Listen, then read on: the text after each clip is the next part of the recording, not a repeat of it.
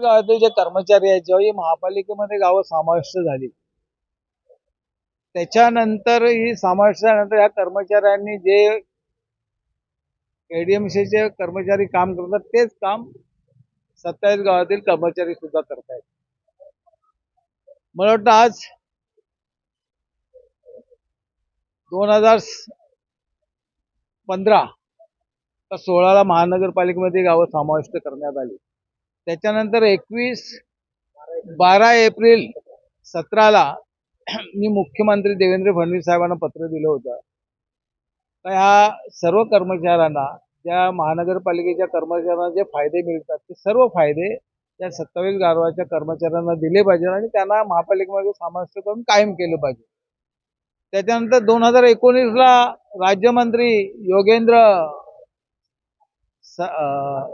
सागर यांना ते मंत्री झाले त्यांना पत्र दिलं. पनवेल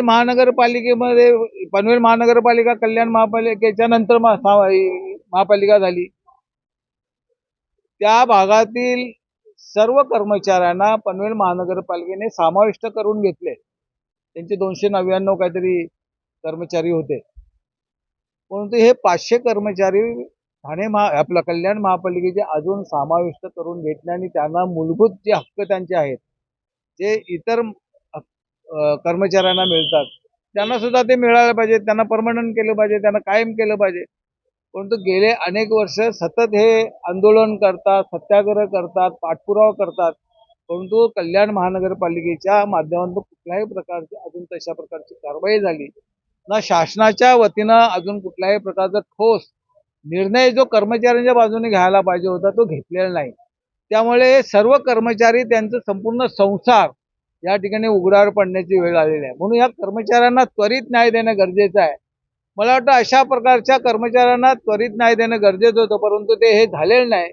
म्हणून या संबंधी पुन्हा आज या ठिकाणी आंदोलन केलंय. त्या आंदोलनाला आम्ही काँग्रेसचे आमचे संतोष केणे असतील, इतर सर्व आमचे सहकारी असतील, त्या सर्वांनी आज या आंदोलनाला पाठिंबा देण्यासाठी आम्ही या ठिकाणी आलेलो आहोत. आणि आयुक्तांना त्या ठिकाणी निवेदन दिल्याने या संबंधी लवकरात लवकर तुम्ही अंमलबजावणी करावी अशा प्रकारचं निवेदन त्यांना दिलं. एक वर्ष हे कर्मचारी आंदोलन करतात तेव्हा त्यांची मागणी सातत्याने की पालिकेत ज्यावेळेस गावं घेतली त्यावेळेस आम्हाला त्याचं समाविष्ट करा, आम्हाला जे पालिकेच्या कर्मचाऱ्यांना जे बेनिफिट्स मिळत आहेत ते आम्हाला द्यावं. नंतर जो पालिकेचा जो काही निर्णय लागेल त्यानंतर त्यांनी त्या अनुषंगाने त्यांची बदली करावी. सिंपल मागणी आहे. यांनी फक्त टॅक्स घ्यायचा आमच्याकडनं, बाकी आम्हाला कोविडमध्ये सवलती नाही दिल्या, आम्हाला जिल्हा परिषदेच्या सवलती, आमच्या शाळा आधी तिथे. त्यामुळे नगरपालिका किंवा पालिका प्रशासनाकडून आणि शासनाकडून सातत्याने 27 गावांवर अन्याय होतोय. आणि आज त्यांनी जो इथे लढा उभारलेला आहे काम बंदचा, त्याला पाठिंबा देण्यासाठी, त्यांच्या मागण्या ऐकण्यासाठी इथे आलो होतो. आणि हा लढा यशस्वी होईपर्यंत ते पाठीशी उभा आहे.